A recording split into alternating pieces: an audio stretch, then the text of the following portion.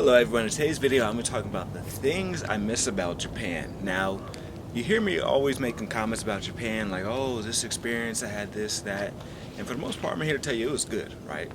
But I want to talk about some of the things specifically that I miss about Japan that are unique to Japan, because I don't want to shed negative light on there, right?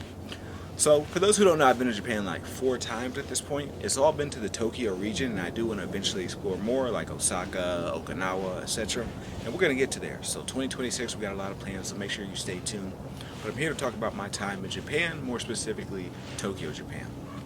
So I have a cousin who lives in that region, and I've been out there 3-4 times at this point. What I will say is that all the countries I've been to 16, 17 countries at this point, Japan has the best customer service. There's nowhere like it when it comes to customer service. Like, they call you sir, ma'am, show so much respect. Sometimes they even bow to you. I remember I took an Uber driver, right, from my location to the airport. Big mistake, by the way, because it cost me $200, so don't do that. But I took this Uber driver. The Uber driver, he showed up, he had a full suit, everything, the gloves. Felt like it was some type of luxurious service, right? He gave me the utmost respect, the A1 treatment. They really treat people above and beyond out there. He's like, do you need anything, sir? Do you need this, etc.? And he's very efficient, right? He's very focused on what's going on, and that has my experience been in Japan. There's stereotypes, there's rumors about this. I'm here to tell you it's true. It started from the very beginning. Taking Japan Airlines, while we were in the sky, they cleaned the plane at least 2-3 times during the flight. And I will almost say that they may have potentially overfed us. That's how much food they gave us. Now, I don't know if it was just a rare occasion or what on that particular trip when it comes to the food, but they served us more than like the 3 meals. They served us, I want to say, like 4 meals. So it felt good from the very beginning. You land at Tokyo Airport. I will say the airport is a little bit chaotic, but that's only because of the volume, not because of the workers or anything like that. But you land at the airport, and then you start your vibes. Everything's going to be good. I'm here to tell you, you might want to take the speed train. That's usually the fastest and most efficient way to get into the city, because if you don't know, the airport to Tokyo is further than it may appear on the map, right? So I got there. I remember texting my Airbnb host. You know, they give me all the information. Hey, there's this, there's that. And when I check into my Airbnb, it's like kind of like a hotel, right? The way it's set up. But they actually respect the quiet hours. So it's not like you go to certain other places and, you know, it's loud music, people partying, oh, we're on vacation. No. When I was there, I found that they actually respected the quiet hours. The hours they said, okay, between here to here, we need everybody to be quiet. That's how it was. I walked the street by myself at nighttime. I feel safe, right? I'm showing so much respect, so much love. These are the things I'm going to miss about Japan, right? I go to some of these other countries, and they're great, but it's different, right?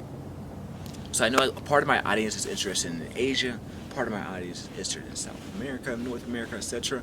I'm going to highlight every aspect, but in today's video, we're talking about Japan, baby, and it gets better. When you go to the restaurants, immediately, hello, sir. Do you need seating? Let me find this for you, right? Let me serve you this. Let me do this. And when the food comes out, the presentation is nice. It doesn't even have to be a 5-star, 4-star restaurant. You go to your local place, even McDonald's, anywhere. The way they perfectly cut the food, the way they perfectly prepare it, the way they serve to you, the respect they show you, everything. It's all a presentation. It's all clean. It's all effective. When you're walking the streets, typically you don't see people throw trash to the side, right? I have been told that there's people there that like, hey, if you got trash, put it in your pocket and you wait until you run into a trash can, into a garbage dispense, to a garbage bin. You don't just put it on the ground. The cleanliness rumors, the respect rumors, all these stereotypes, I'm here to tell you that they are true, and these are the things that make Japan efficient. If it wasn't for these rumors, I potentially may not visit Japan again. And I'm saying that with the utmost respect, because I appreciate the Japanese culture, but at the same time, after going to so many different Asian countries, I I feel like there's just how you can go to United States of America and Canada and see a little bit of overlay. You can do that with like Japan and South Korea, right? Or you can do that with Hong Kong and I don't know, Singapore. You're gonna see a little bit of overlay as far as the culture, the customs, etc. Each one is unique in its own way, but you're gonna see some things that are very similar. And for me, these unique features in Japan help it stick out, because if it wasn't for these unique features, I'm like, what are we doing, right?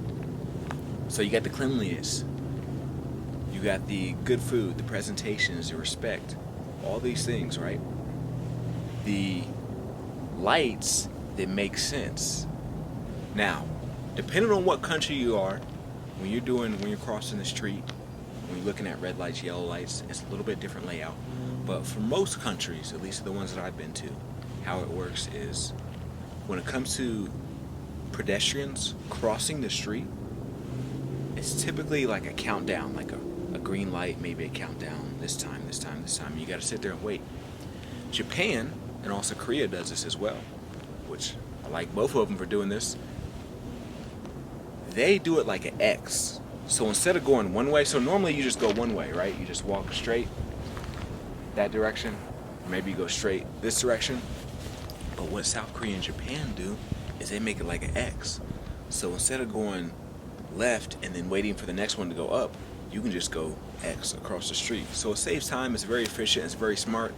Maybe the United States should incorporate something like this. That is something I'm going to miss when it comes to Japan and South Korea. But I'm going to give you another thing I'm going to miss, right? A thing I love about Japan. Get closer. The heated toilets. So in Japan, if you're ever in a position where you're like, yo, I gotta do number 2 because this Japanese coffee is so strong, I drank so much of it, I love it, but now I gotta go to the bathroom.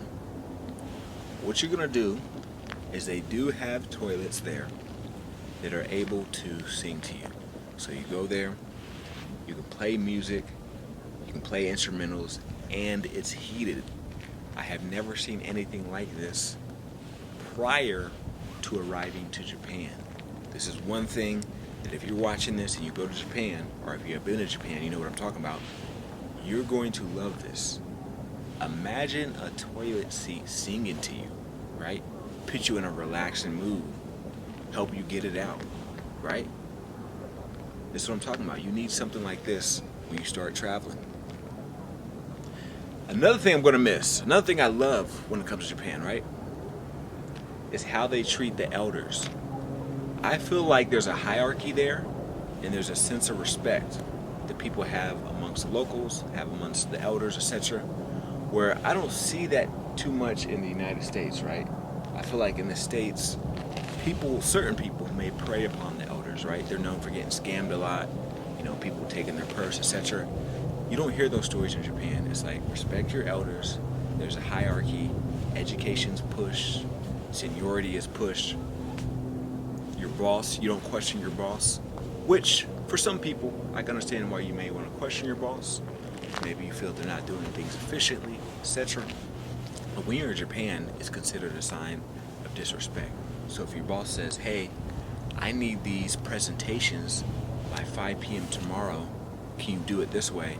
You're not supposed to say, hey boss, I got a different idea. What if we do it this way and we go like this? In Japanese culture, this is not welcome. In the United States, in certain instances, it can be welcome, right? Because if you present an idea that could surpass what your boss is doing or do things more efficiently or at a higher rate, the idea for the most part is welcomed. But in Japan, they're like, no, do not do that.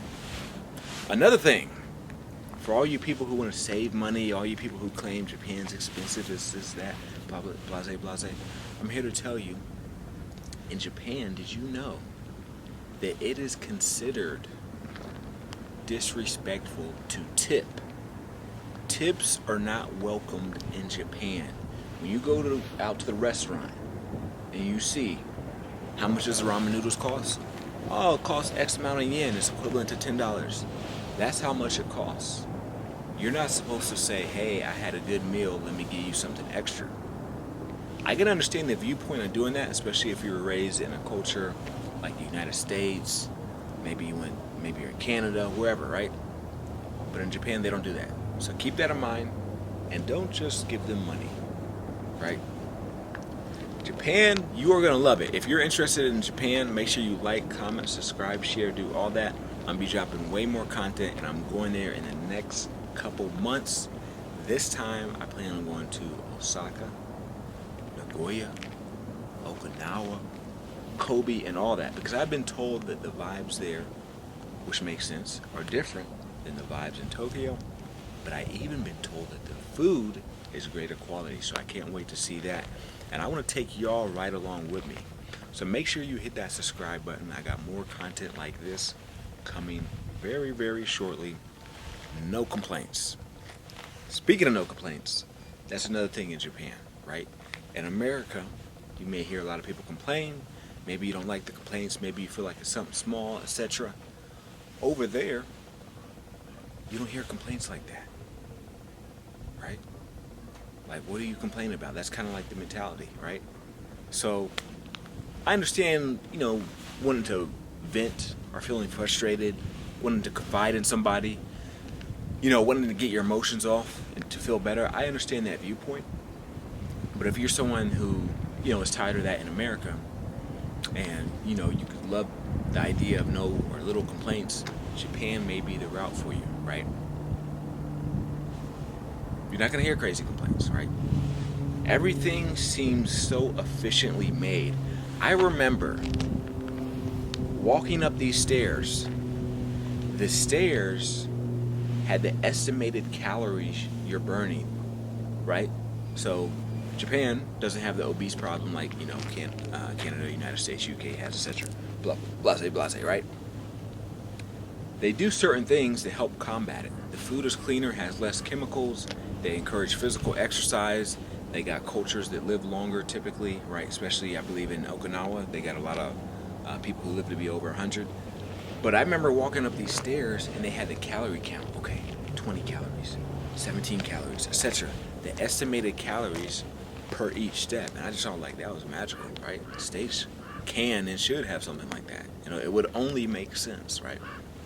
But I just want to make this quick little video. These are some things that I love / miss about Japan, and I hope y'all get to travel soon.